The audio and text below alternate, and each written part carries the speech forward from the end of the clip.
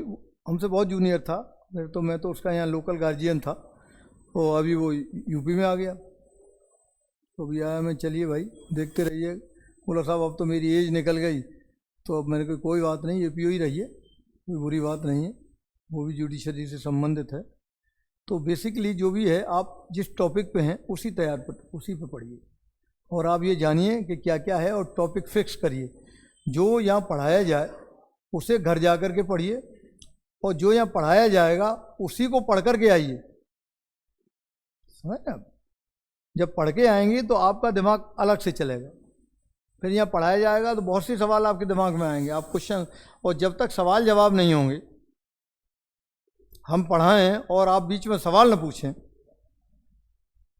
तो समझ लीजिए हमारी ये समझ में आता है कि आपकी समझ में कुछ नहीं आ रहा। जब बीच में आप सवाल पूछने लगते हैं अब ये कैसे है, इसके बारे में बताइए, तो समझ में आता है कि अब आपकी समझ में पूरी तरह आ रहा है। लेकिन उसको समझाने का तरीका क्या है कि जैसे हम पढ़ा रहे हैं, जब तक बोल रहे हैं तब तक न बोलिए, हम खुद ही आपसे कहेंगे हाँ भाई एनी क्वेश्चन, अब आप पूछिए, तब आप तुरंत आप सवाल पूछिए। जिन जिन की समझ में ना आए वो तुरंत सवाल पूछिए। तो जब आप सवाल पूछने लगते हैं तो हमारी भी समझ में आता है कि अब आपकी समझ में आ रहा है। और कुछ तो बहुत बच्चे जो इतना अच्छा सवाल पूछते हैं, और मैं वेरी गुड, बहुत अच्छा सवाल पूछा आपने, अब ये यहाँ तक समझ में आया, अब इससे आगे ये समझिए, तो क्लियर होता है, उससे बच्चों की समझ में आता है। लड़के जो सेलेक्ट होते हैं, हालांकि पिछली बार में नहीं था, पिछले वाले मुझे भी बुलाया गया था, पिछली बार भी बुलाया गया था तो मैं उतनी यहाँ था नहीं, जो बुलाया था उन्होंने, मैंने कहा नहीं आप लोग करिए, बहुत अच्छा है, आप लोग सेलेक्ट होते हैं, हमको भी प्रसन्नता होती है, अंदर से हम भी बहुत प्रसन्न होते हैं। हालांकि मैंने कभी मुंसिफ नहीं दिया, मैं भी एग्जीक्यूटिव वाला एग्ज़ाम देता था, 4 बार PCS इंटरव्यू दिया, इसके बाद यूनिवर्सिटी सेलेक्ट हो गया, फिर हाई कोर्ट जाने लगा, वो अलग चीज़ है, दैट इज़ डिफरेंट। लेकिन जो आप पढ़ाई करेंगे इसका लाभ आपको कहीं ना कहीं इस क्षेत्र में ज़रूर मिलेगा। मैंने बहुत लेट प्रैक्टिस शुरू की, लेकिन प्रैक्टिस बहुत अच्छी है। कोई भी मेरे पास आता है तो मुझे समझने में देर नहीं लगती, जैसे उसने मुझे बताया तो तुरंत हाँ हाँ भाई इसमें से ये है। लेकिन ये इसीलिए समझ में आता है जो मैंने पढ़ाई की। मैं पढ़ा नहीं होता तो मेरी समझ में नहीं आता, मैं भी 4 जगह जाके पूछता कि भैया इसमें क्या होगा। 4 लोगों से पूछना पड़ता ना, उससे संबंधित जानकार लोगों से, अब मुझसे ही लोग पूछते। तो आप जो पढ़ाई कर रहे हैं सिस्टमेटिक पढ़ाई करिए और निश्चित मानिए आप एक लाइन पे चलिए, कहीं ना कहीं सेलेक्ट हो जाएंगे। लेकिन होगा तभी, एक लाइन पे पढ़िए, यहाँ जो पढ़ाया जाए उसे रात को जाके घर पढ़िए, और दूसरे दिन जो यहाँ पढ़ाया जाएगा उसको एक बार जरूर पढ़ करके आइए, आपको समझ में आए या ना आए। आप एक बार उसे पढ़ के आएंगे तो कुछ कंसेप्ट आपको बनेगा, और जब यहाँ पढ़ाया जाएगा तो क्लियर हो जाएगा, और जब यहाँ पढ़ाया जाएगा वो आपकी समझ में नहीं आएगा तो आप तुरंत सवाल क्वेश्चन रेज करेंगे, इस सवाल का क्या जवाब है, यहाँ उसका आंसर जो दिया जाएगा, जो आपकी समस्या है वो हल की जाएगी। तो आपको उससे बहुत लाभ मिलेगा, लेकिन होगा तभी जब आप प्रॉपर स्टडी करेंगे। और बिल्कुल डिवोशन 6 महीने का है, 6 महीने सब छोड़ दीजिए, आप एकदम परफेक्ट हो जाएंगे, हर चीज़ आपको क्लियर हो जाएगी। एक जो सवाल तैयार किया जाता है, जैसे कॉन्ट्रैक्ट में हम लोग पढ़ते थे, जब हम लोग भी एग्ज़ाम देते थे तो लॉ से ही हम एग्जीक्यूटिव वाला एग्ज़ाम देते। जैसे कॉन्ट्रैक्ट की किताब सुबह उठाते थे, सुबह 5 बजे जगह हमने किताब शुरू की, तो शाम को सोते तक ये तय करते थे कि आज इस किताब को ख़त्म कर देना है, कल दूसरी किताब पढ़ेंगे। तो हम लोग उसको रात को सोते तक, जब तक आता था, मैं अब तभी सोएंगे जब इसको पूरा कर देंगे। तो एक दिन में एक किताब क्लियर हो जाती थी। जैसे सवाल हमने बनाया तो आपने क्वेश्चन तैयार किया, और क्वेश्चन तैयार करने के बाद जब आपने उसका एक ब्रीफ बनाया तो ब्रीफ जो है 1 पेज में तैयार हो जाता है। 1 पेज बनाया तो 1 पेज से कि इसमें ये आएगा, इसमें ये आएगा, इस टॉपिक में ये होगा, इसमें ये, जैसे हेडिंग्स वगैरह बनते हैं वो हो जाता है। जैसे हम लोग अभी हाई कोर्ट के लिए जो मुकदमा तैयार करते हैं, बेसिकली क्रिमिनल में तो कोई समस्या नहीं होती, समस्या होती है सिविल मैटर्स, विशेषकर कंसोलिडेशन मैटर्स हैं और सिविल मैटर्स हैं, उनमें बहुत, क्रिमिनल अपील में अपील वगैरह आती हैं सिविल की, उसमें बहुत दिक्कत होती है। तो उसका हम एक ब्रीफ बनाते हैं एक कागज़ पर, और उसी ब्रीफ से पूरा आर्गूमेंट होता है। 2 पॉइंट नोट किए, इस पैरा में ये लिखा हुआ है, इसके बाद बताना शुरू करते, नहीं उसी खोल के बताएगा। तो यदि हम वो ब्रीफ तैयार न करें तो हम अपना केस कभी भी कोर्ट के सामने प्रेजेंट नहीं कर सकते, प्रॉपर प्रेजेंट नहीं हो सकता। और जज डांटने लगेगा, क्या किस तरह आए हो, पढ़ लिख के नहीं आए, पता नहीं आपको, बंद करिए, कोई दूसरा वकील कराइए।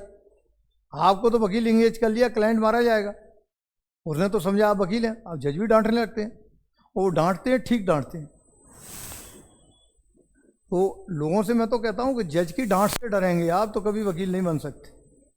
वो आपको क्यों डांट रहा है, किस वजह से डांट रहा है, उसको आप पूर्वक पढ़िए और अगली बार ये कि ये स्थिति मेरे सामने न रहे, तभी आप हो सकता है।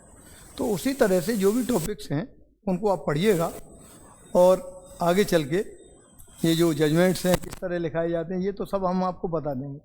प्लेंट, रिटन स्टेटमेंट, ये तो 4-6 प्लेंट हम आपको तैयार करा देंगे, जनरली जो आते हैं पूरा बोर्ड पे नोट करा देंगे आपको, आपके भी समझ में आ जाएगा कौन सी बात कहाँ लिखनी चाहिए, कहाँ नहीं लिखनी चाहिए। और बेसिकली आज के युग में सबसे बड़ी बात यह है कि देखिए किताबें तो वही हैं, उन्हीं किताबों से हर व्यक्ति पढ़ता है। ऐसा नहीं है जैसे आप क्रिमिनल लॉ पढ़ेंगे तो कोई आप अलग से पढ़ेंगे, वो भी आप अब उनमें से जब आप लिखा जाएगा, जब कॉपी में लिखा जाएगा, पेपर में आंसर दिया जाएगा, तो उसमें आप क्या लिखते हैं उस पर निर्भर करता है कि आपने उसमें से कितना शॉर्ट तैयार करके और बहुत प्रेजेंट जो सामने किया है, आपने जो कॉपी में लिखा है वो किस तरीके से लिखा है उस पर होता है, उसी पे नंबर मिलते हैं। एक वही टॉपिक पढ़ाने पे एक 10 नंबर पाता है, एक 12 नंबर पाता है, एक 15 नंबर पाता है, उसी कॉपी में से, उसी किताब से। तो जो प्रेजेंटेशन है वो बेसिकली मस्ट है, वो बहुत ज़रूरी है कि आपने अपने क्वेश्चन को किस तरह प्रेजेंट किया है कॉपी में, या आपने अपनी बात को एग्जामिनर के सामने किस तरह रखा है, आप उसमें से कितना जानते हैं। अब जैसे टॉपिक्स हैं जो ओल्ड लॉ है, जैसे क्रिमिनल लॉ में है सेक्शन 34 पर है क्रिमिनल ऑब्जेक्ट, क्रिमिनल इंटेंशन। तो क्रिमिनल इंटेंशन में सबसे बड़ी बात यह होता है बारेंद्र कुमार घोष जो सबसे पहली बार डिसाइड किया गया था, यदि उसको आपने नहीं लिखा है और नए केस सब लिख दिए तो इंप्रेशन आपका खराब हो जाता है कि शुरुआत तो बारेंद्र कुमार घोष से हुई है, वहीं से आपको नहीं मालूम। अब आपने ऊपर बारेंद्र कुमार घोष लिख दिया, नीचे के नए टॉपिक और लिख दिए, इसका मतलब है आपको पूरा मालूम।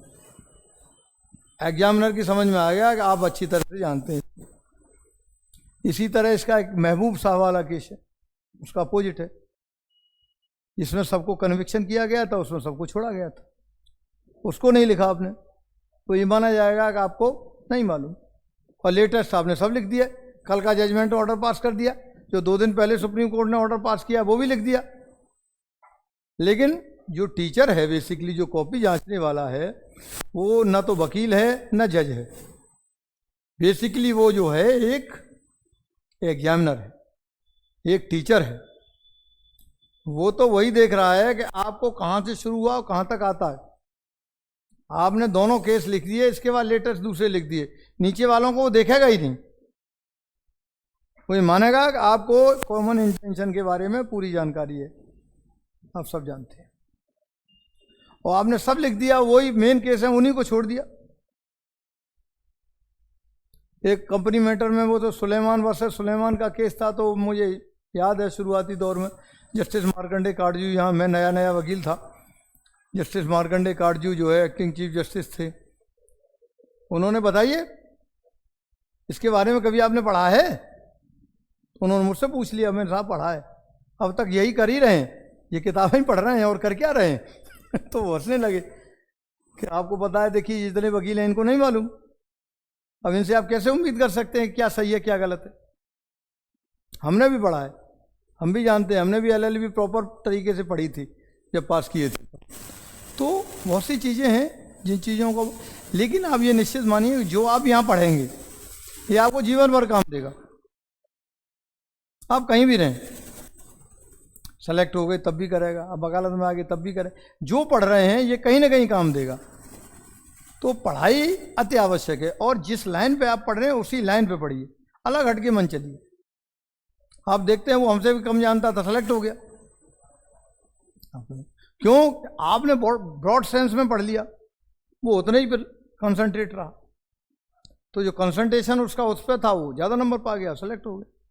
उसको ज़्यादा जानकारी नहीं थी लेकिन आपसे ज़्यादा नंबर पा गया, क्योंकि वो उतने ही सब्जेक्ट पे कंसंट्रेट था। तो आपका कंसंट्रेशन जो है ऑलवेज अपने टॉपिक पे होना चाहिए, समझ रहे? तो जितना भी कंसंट्रेशन है आपका, जो टॉपिक्स हैं, अभी आप शुरुआती दौर में केवल आप जो है जो प्री के लिए है उसी को पढ़िए, और प्री के लिए ही पूरा तरह पढ़िए, क्योंकि आप प्री में एक सेकंड कहीं भी एक नंबर से नीचे चले गए, आप सेलेक्ट ही नहीं हुए तो मेन का पढ़ के क्या करेंगे? तो first of all you must be qualify the pre. तो जो भी आपको पढ़ाई करनी है वो पहले शुरुआत में आप प्री के लिए पढ़िए, और प्री एग्जाम के बाद रिजल्ट आएगा तब आता रहेगा, इसके बाद आप मेन की तैयारी शुरू कर दीजिए, बीच में वेट करिए। जिस दिन एग्जाम दे करके आते हैं नेक्स्ट डे जो है मेन एग्जाम की शुरू कर दीजिए। तो एक जो आपका जो प्रिलिमिनरी है ये पास होना बहुत जरूरी है, और इसका टॉपिक आप देखते हैं क्या क्या है, आप भी देखिएगा, हम भी देखते हैं, और जब भी आएगा ये आएंगे और जो लोग भी इनके साथ हैं वो लोग पढ़ाया शुरू करेंगे आपको। तो अभी तो वैकेंसी आई नहीं, आने वाली है कुछ दिन में, उम्मीद ये है मार्च अप्रैल तक आ जाएगी, इस बार आना चाहिए, तो वैकेंसी अच्छी वैकेंसी आनी चाहिए, क्योंकि at present time lower judiciary में आधे से भी कम पोस्ट हैं इस समय, जो सैंक्शन पोस्ट हैं उसकी। ये तो 600 पोस्ट वो आ गई, 300 ये हो गई, 900 हो गई, भर गई, लेकिन 900 से ज़्यादा खाली भी तो हो गए, हर महीने रिटायर हो रहे हैं। तो आज ये स्थिति है कि जहाँ जितने हैं उतनी पोस्ट है ही नहीं, अपॉइंटमेंट तो इस समय बहुत ही कम हो गया है, जैसे ही आप देख रहे हैं जो भी है वो तो हम लोगों की समस्या है, क्या कर सकते हैं उसमें, लेकिन जो भी है उसके लिए आप लोग तैयारी करिए, इसको देखिएगा। Thank you.